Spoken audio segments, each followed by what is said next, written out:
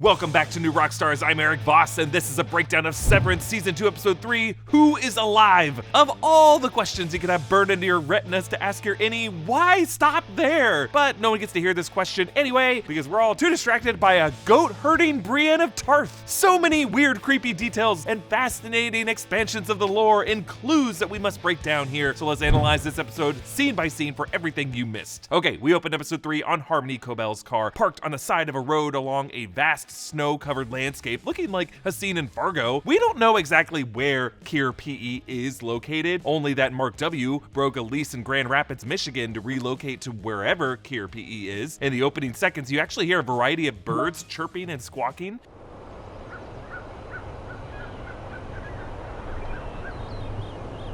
Did I hear a seagull in there? There don't seem to be many nearby trees. I doubt birds would be hopping around the snow this time of year, and I also don't see any body of water to justify a seagull being around, but I think we are meant to be disoriented on where Kier is. Harmony drives a white Volkswagen Rabbit, and yes, White Rabbit is a direct homage to Lewis Carroll's Alice's Adventures in Wonderland, a surrealist children's work that inspired cult reality twisting media of all kinds like The Matrix, Follow the White Rabbit, and Lost, one of the Dharma stations being the Looking Glass. And yes, in the Season 2 premiere Lumen stop-motion animation video, we saw a couple of white rabbits hopping beside the pond by whatever that reindeer was. It was revealed in the Episode 2 Behind the Episode featurette that Harmony Cobel has been with Lumen since she was a girl. If she were to be cast out from this system that she has been a part of since she was a child, once that's gone, where does she go? So I'm now kind of seeing Harmony as a sort of adult Alice, if she stayed in Wonderland, betrayed by the Queen of Hearts, tried to leave, and then decided to go back and realize, oh, this queen might actually kill me. We hear the Stone Roses 1994 song Love Spreads, and according to guitarist John Squire, this song's lyrics were inspired by Rosalind Miles' book, The Women's History of the World, which examines the roles of women, their representation, and their power throughout history. That definitely puts the relationship dynamic between Harmony Cobel and Helena Egan in a new light. We transition to Outie Mark prepping for the day while looking at a framed photo of his wife Gemma, and we focus on Mark's new digital wristwatch. In Season 1, we saw that Mark had two different wristwatches, one for his outie self and a different one used by his innie. Recently, Ben Stiller teased that viewers weren't focusing enough on Mark's tray in his locker, which reminded some viewers that in the very first episode of the series, when Mark first checks into work, his wristwatch shows that it is the 4th of whatever that month was, but when he checks out on that same workday, it is now the 5th, which most of us just saw as a production gaffe, but some have theorized that there could be other floors of Lumen that a third unseen severed persona of Mark has been visiting in stretches of time in between, and we just haven't seen that third Mark persona yet. I don't know if that's going to be the case, but I do love that theory, and we must talk about this. In that locker room, Irving's locker is number 4, Helena's locker is number 16, and Dylan's locker is number 23, which are 3 of the 6 numbers from Lost. 4, 8, 15, 16, 23, 42. Obviously, the series was deeply inspired by the mystery crafting on the Lost series. People have been trying to figure out maybe Mark's locker number. It seems like his locker is on a stretch of the wall that has locker numbers 10 to 18, and he's in the middle, so maybe 15. And now I'm wondering if PD could have been number 8, leaving number 42, the magic Douglas Adams number that shows up in Everything Everywhere at Once and all kinds of other things. That could be some very important MDR employee that we haven't met yet, or it could have been Gemma's locker number, if she isn't dead and was just a severed person. This is not a hot take, but my favorite part of going out to eat is the food. I've never cleared time out of my calendar just to go to a restaurant and soak up the ambiance. What I really want is a fresh, high-quality meal made by someone who knows more about food than I ever will. And if I can get that at home, even better. I've saved money, saved time, and still got a great meal. That's why I use Cook Unity. Cook Unity delivers restaurant-quality meals from award-winning chefs right to your door, saving you the hassle of shopping, cooking, and planning. Their menu is huge, so you get to enjoy a wide variety of global gourmet flavors to suit your palate. And if you've just made a New Year's resolution to go vegan, keto, high protein, low sodium, or any of 1,000 other dietary choices, Cook Unity has you covered. Personally, I'm trying to be better about not eating so many ultra-processed foods, and Cook Unity is making that easy and delicious to do. We tried California-style chicken enchiladas from Chef Kevin Meehan, and it was so good. We've also loved the French beef ragu and the Mediterranean chicken shawarma bowl. Cook Unity is offering our viewers 50% off their first week. Just Just click the link in the description below and use code NRockstars50 to try it out. Once again, that's 50% off your first week of Cook Unity if you click the link in the description and use code NRockstars50. Thanks to Cook Unity for sponsoring this video. But we see that the purpose of Mark's new watch is to time how long it takes him to go from the parking lot down to the locker room, and he pauses his timer at 1:42. 42. And from here, he continues to count additional seconds under his breath, and he pauses at 37. And that's when the transition to the innie takes place. Now, in these opening credits, the shot I pointed out last week of innie Mark being pulled out of his own head with the red and the blue wires visible now has greater meaning after this episode. This would be wiring involved in Mark's reintegration procedure with the 5 frequencies of brainwaves. Innie Mark, ever the Boy Scout, thinks that printing copies of sketches of Miss Casey's face with missing is the best way to go about this. Still giving Lumen, I guess, the benefit of the doubt, but I wonder who drew this sketch. Was it Irving? Irving has some reservations about visiting O&D.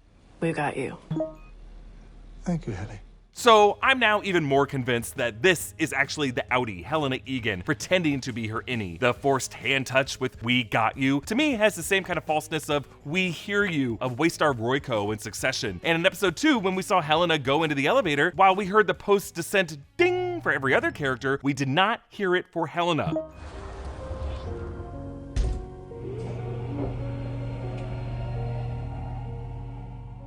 Yes, it's not the doors closing that triggers it. It's not the descent. It's the ding sound effect that comes after the initial descent that triggers the switch from the outie to the innie and vice versa. And since the camera lingered on Helena's long descent after the door closed for several seconds and we heard no immediate ding as we did with the other 3, I think the woman down on the severed floor is still Helena. And the behind the episode statements from Britt Lauer and Dan Erickson support this greatly. Helena is someone who has to wear a mask in front of people. Helena has a very sheltered existence, so I think the experience of seeing another version of herself that is so much more free than she is intriguing, inspiring, and provocative. I think it's a very complicated moment for her because she sees innies as subhuman, yet Helly is appreciated and respected and loved in a way that Helena never has been. And realizing that this character that you saw as like a servant might actually be living a richer life than you, I think that really affects her. Mark talks Helena through his plan to get Miss Casey through the south stairwell door. That's the stairwell that Helly R tried to escape through in season 1. And these two have this moment in the corner, but before they kiss, notice how Mark turns to look over his shoulder, and we see him at a distance from around a corner, and this is almost the exact angle that the mystery blue-suited figure was standing behind Mark in the season 2 premiere. It's almost like he never got over that paranoia that he felt from that moment. Milchick finds the bundle of blue balloons for Mark that were left behind in the season 2 premiere. They are all deflated except one balloon that keeps the whole bunch afloat. I just love that little detail. Irving tells Dylan that he was able to recreate his Audi's paintings of the exports hall, as it's later called this episode, but it's interesting that he did not tell this information to Mark or to Helly R, as if he doesn't trust those two, but he does trust Dylan. Remember, it was Irving who questioned Helly on why she'd have run into a gardener at night. Natalie meets Milchick in his office, offering a gift from the board. These inclusively recanonicalized paintings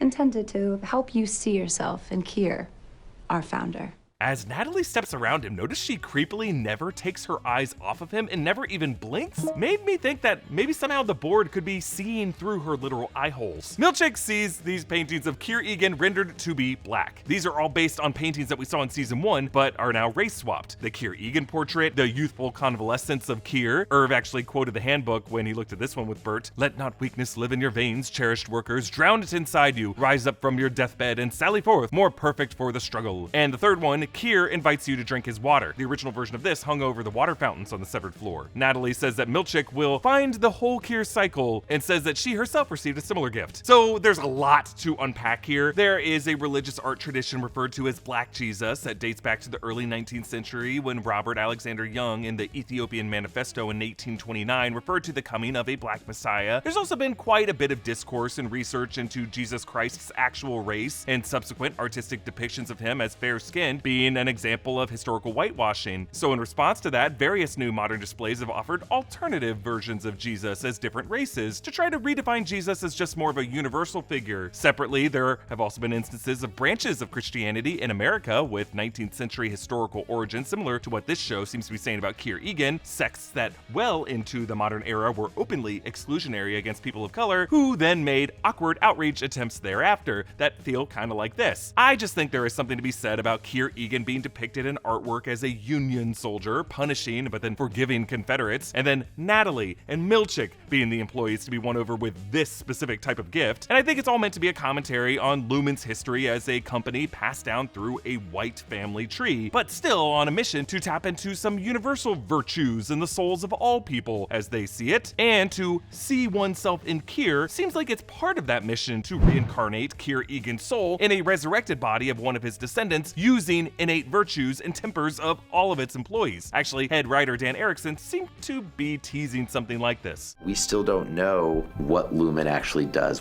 What was it that Keir Egan told his children so many years ago? This is what we have to do. This is our purpose in life. And that his progeny have been working ever since then to make it happen. Like, we still don't know the seed of that mystery. And let's not forget this creepy trembling on Natalie's forced smile in this scene. Congratulations, Seth. Yeah, I'm definitely getting some vibes of Get Out in there. No, no, no, no, no, no, no, no, no, no, no, no, no, no.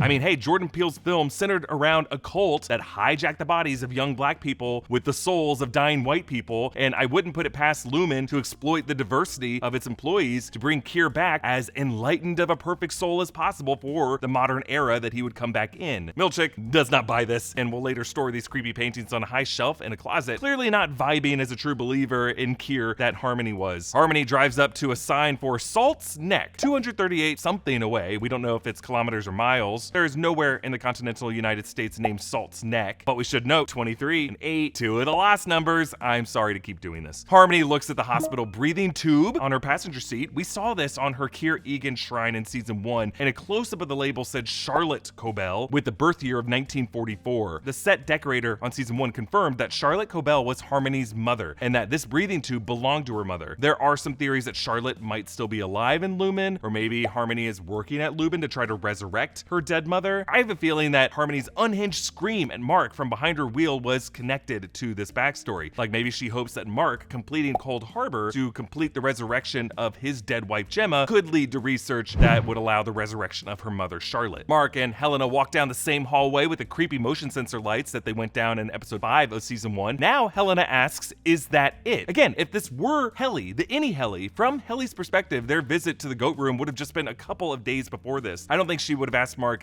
is that the door for it? The initial goat room looks as it did before, with the miniature barn and grain silo. The goat feeder before was sitting on that, and the fenced-in hay-covered area with the milk towers hanging from above. But now, from a new angle, we see a new part of the room with this tiny little door and a corridor for the goats to walk through. Again, some Alice in Wonderland vibes here, right? Like the tiny door that Alice has to shrink down to be able to access. This poopy tunnel leads to an indoor grassy mound. That all looks like real grass and real shrubs. If this is indoors with no sunlight or fresh air, no sprinklers from what I can see, wouldn't the grass and plant life die here? Do they have to bring in new sod, new greenery? Is this whole room just kind of a pop-up deal? Now remember, before that goat feeder told Mark that the baby goats, quote, weren't ready to be taken. And now these goats all seem to be adolescents. There's definitely some mom goats in there. Again, it really has been less than a week since that. I don't know how fast goats age. Initially, Mark and Helly don't notice the very creepy goat man watching them. I think he's just like blending in with the other goats, but it is kind of like a scarecrow come to life. And we meet Lorne, played by Gwendolyn Christie, Brienne of Tarth from Game of Thrones, and Captain Phasma and the Star Wars sequels. And she says that this department is called Mammalians Nurturable. And first thing to note about these people is they all look pretty haggard, pretty scruffy, yeah, probably unbathed. We know based off of what the goat man says about his Audi being a stargazer that they must be severed in some form, but I wonder if they might be doing longer stretches as innies than the employees of MDR. Like maybe the people in Mammalians Nurturable do longer stretches, like for months or years at a time. So what's going on with this goat room? Well, remember, in Helly R's very first conversation with Mark on this series, she straight up asked if she was livestock. And it would not surprise me if Dan Erickson, who's been pretty great about timing characters and scenes explicitly addressing the mysteries and theories in the viewers' minds as they come up, if Dan might have given us one answer right away, just so we dismiss it. With these goats, clearly livestock is part of Lumen's medtech business operation. And goats have some additional significance to the mythology of the company because Dylan's Waffle Party had him him wearing a Keir Egan mask while watching dancers, one of whom wore a goat mask. Maybe the goats are used for just medical product testing, the way a lot of big companies will test on animals, but maybe Lumen is testing psychological nurturing behaviors on lesser mammals to see how much of our mammalian identities are nature, as in what we were born with, independent of environmental influences, versus nurture, the influences that impact us after birth. Or maybe there's something about an adolescent's goat scream that stirs one of the tempers within the psyche of all humans. I was also thinking maybe there's a connection to Dolly, the first cloned sheep, which some back in the 90s feared would lead to a brave new future where humans could use genetic engineering to essentially play God. By contrast, Lumen using goats instead of sheep could imply the moral flip side of that, using the animal associated with the devil. But with Mark and Helly here, we kind of run into a common horror scenario of going into like a small town where some kind of conspiracy is going on and everyone has been there for too long. Lauren assumes that they're there to kill them, buying into the same interdepartmental propaganda that made Dylan hate O&D. We find out later that clearly the people in Mammalian's Nurturable have some incorrect assumptions about everyone on the outside. Irv arrives to O&D meanwhile, and initially we see the painting The Courtship of Keir and Imogen as Keir's future wife and company matriarch Imogen fawns over him. Back in the goat room, Mark questions Lauren about Miss Casey, and Lauren rings a bell to summon what is a huge staff of Mammalian's Nurturable, including that goat feeder that we saw back in season 1 episode 5. Meanwhile, Miss Huang leads Dylan to what was the security room but is now the new Audi family visitation room that Milchick showed Dylan the blueprints for. Construction apparently moving pretty fast here, and I like that they built it where the security room was, probably to prevent Dylan from knowing wherever the new security room is. Dylan is greeted by his Audi's wife, Gretchen. This actress is Merritt Weaver, who has played a lot of roles, including Denise from The Walking Dead. This room also has a soft glow lamp in the shape of a tilted balloon, white in this instance, recalling the yellow one of these in the break room in season 2 episode 1. While any Dylan G has always been an uber confident, productive badass, through this conversation he learns that his Audi has had trouble keeping a job and is just kind of a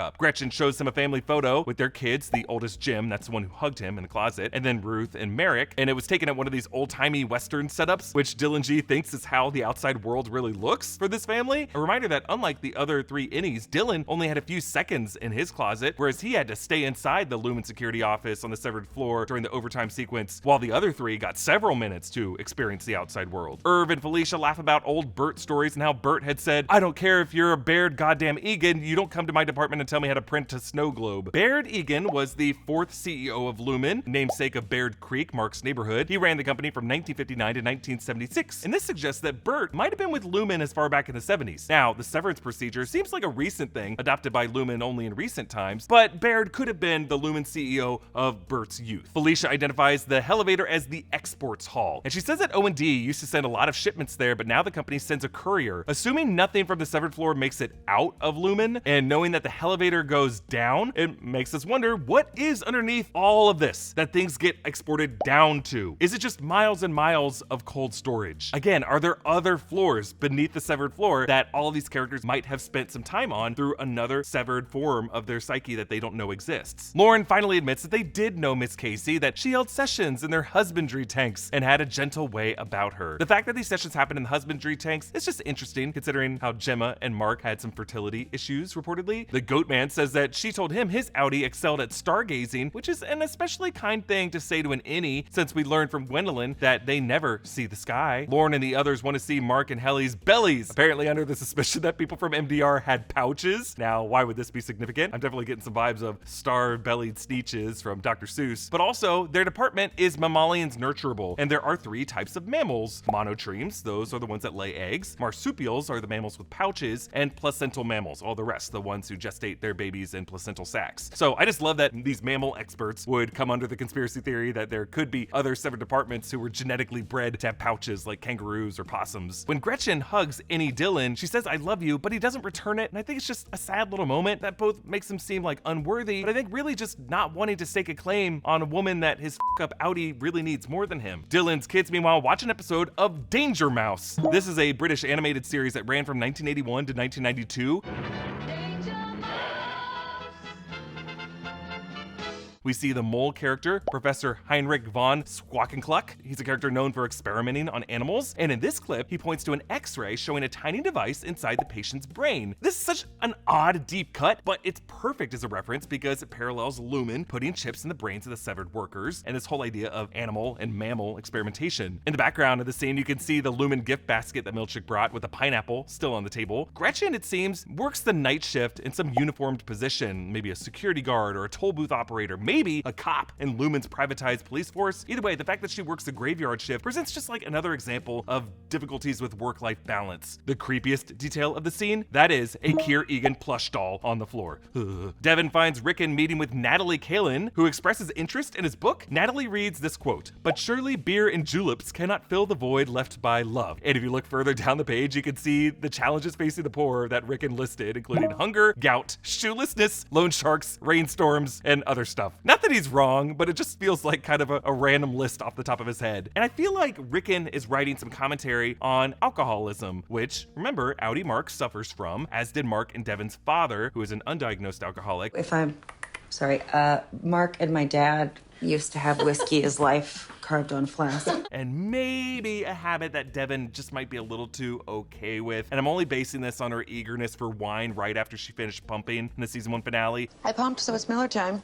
Hey, no shame. I know it's hard for new moms to find these windows to unwind, but there is just a family history here that we have to acknowledge. Overall, this passage in Ricken's book is nonsense, and it shows that Ricken knows as little about alcoholism as he does about what it really means to be poor. But we also have to remember that Lumen printed that fake newspaper for any Mark that included a passage about Ricken and Ricken's book, but also a new pro-Lumen book, suggesting that it is part of Lumen's plan to convert this anti-Lumen voice in Mark's Audi's life to flip him in favor of their company. And by expressing interest in his book, that seems to be part of that plan. Also, random detail behind Devin here, that is a goat head statue on their side table. Goats are everywhere in this episode, and it freaks me out. So Mark and Devin craft together this ultraviolet lamp with the words "Who is alive" written in pieces of felt, which we know from the get-go is no smarter of a plan than any Mark's missing posters. Not only are we going to learn these letters are not capable of burning on the retinas, it's just the simplest question to ask clarification on who any Mark was talking about when he said she's alive, something that any would have said several days in conversations before that, and a question that it would be impossible for him to deliver an answer for to the Audi. But Devin says the whole Mind Collective would be very proud, reminding us of that protest group that Audi Mark drunkenly argued with in season 1. Meanwhile, Milchick's computer screen reads Management Control Panel and 4 listings for personnel. The first one being 019-827-2938. Second one, 112954-1004. The third one being 748-918-2160. And the last one being 651-607-1002.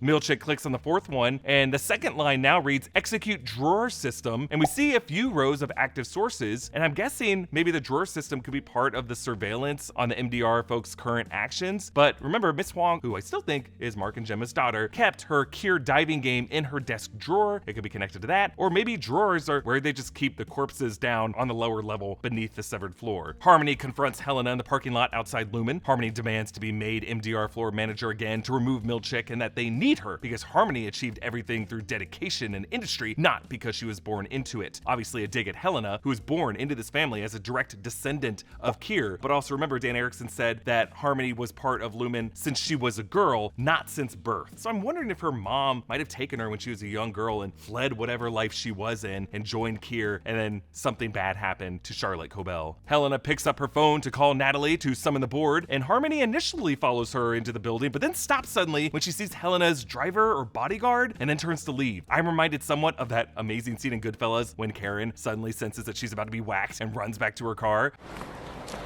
No. Hey, go ahead. It's right in there. I'll come back later. But what spooked Harmony here? Was this man involved in the death of Harmony's mother, Charlotte? Or did Charlotte perhaps come at odds with the company at some point and then got taken in a similar way? Or is it just a vibe that Harmony gets? Well, we cut back to Mark counting with his eyes closed, and he's cut off at 37, just as he was cut off on 37 when he transitioned to his innie in the elevator in the opening minutes. 37. And we get a jump scare from the returning Dr. Asal Regabi, the rogue Lumen employee who did Petey's reintegration procedure and the woman who killed Doug Grainer. Regabi confirms that Gemma is still alive, or at least she was the last time she saw her. Regabi offers to do a reintegration on Mark, and she claims that she's better at it now, saying she can sew together a version of Mark who loves Gemma with a version who can, and she's cut off when Mark just immediately agrees. So I wonder, how did Regabi get better at reintegration since Petey, who she obviously did a very bad job with? Who else did she practice reintegration on? Could her most recent patients have included Helena Egan? Regabi does, after all, still work at Lumen as a severance surgeon. She's not a former employee, she's a current employee. Regabi explains that the monitor tracks the 5 brainwave frequencies of the innie and the outie: delta, theta, alpha, beta, gamma. So adults have all of these brainwaves in different parts of, or all parts of our brains. Delta brainwaves are 0.1 to 3.5 hertz. They occur in deep sleep, and they're the dominant rhythm in infants. We actually increase delta waves to decrease our awareness of the physical world. Theta brainwaves, 3.5 to 7.5 hertz for slow activity, seen in connection with creativity, daydreaming, and fantasizing, and is a repository for memories, emotions, and sensations. These are really strong during meditation and prayer. Alpha brainwaves range from 8 to 12 hertz. They bridge the conscious with the subconscious and are really the major rhythm for relaxed adults. Beta brainwaves are 13 to 30 hertz. Fast activity, really the dominant rhythm of those who are alert or anxious or just have our eyes open as we're taking in the world. This is a state that most of the brain is when we're like problem solving or making judgments or decision making. And then gamma brainwaves is everything over 30 hertz. That's when the brain needs to simultaneously process information from multiple areas. It's like where we're at when we're multitasking and bordering overloaded. We see Mark's hand shaking, which is apparently a bad thing because it suggests that Regabi's frequency rod is impacting part of Mark's brain that controls his motor function. Regabi asks her first question, who am I? Again, kind of that who are you opening line of the series coming back there. Then asks Mark's mother's name. We learn Fern Scout, and then her eye color, which Mark struggles to remember. That is nearly a recreation of the 5-question survey in the Lumen script when an innie is first awoken. Those questions are, who are you? Which state or territory were you born? Please name any state or territory that comes to mind. What is Mr. Egan's favorite breakfast? And then what is or was the color of your mother's eyes? Regabi asks him to name a dam, and he says Hoover. She asks what MDR stands for, and he begins to say Mystic, which of course is wrong, and that shows that innie Mark is still dormant in this moment. But next she asks Mark about something for which he feels shame, something innie Mark might be more synced with, as it's an emotion that he might have to tap into while he's batching numbers. And outie Mark responds that his dog died when he was a kid after he left the gate open. And I don't know, I feel like we might learn more about that. Like, you know, if he had an alcoholic father, was it really the son's fault that the gate was left open and the dog wasn't properly cared for? Increasingly, Mark doesn't know the answer to these long-term memory questions, and we see some intercutting frames flickering in to Mark with his same apparatus around his face, but if you pause it, you see that he's lying on the desk of the intake room at Lumen. But what really triggers the reintegration is Regabi asking what was his earliest memory, and while outie Mark can't remember that, and many of us can't really remember that, innie Mark, we know, does know his earliest memory because he told Helly R in season 1 that he remembered waking up on that same table and hearing the voice of the guy who would one day become his best friend. And Petey's voice returns, walking through those same scripted lines over the intercom that Mark actually struggled to follow to welcome Helly in the opening scene of the series. Mark flickers between his innie and his outie, and I love that they built a separate set with the same long curved table but set in Mark's basement. And Petey says he has 5 questions, and now we are wondering if those 5 questions are designed to test the 5 brainwave frequencies: delta, theta, alpha, beta, gamma. I love this episode, and I'm shocked that the series reintegrated Mark so early, but I can't wait to see where it goes next because I have no freaking clue. Comment down below with all of your thoughts and theories. Follow me at EA Voss and subscribe to all the channels in the New Rockstars Network for breakdowns and news coverage of everything you love. Thanks for watching, and I'll see you next time. Bye.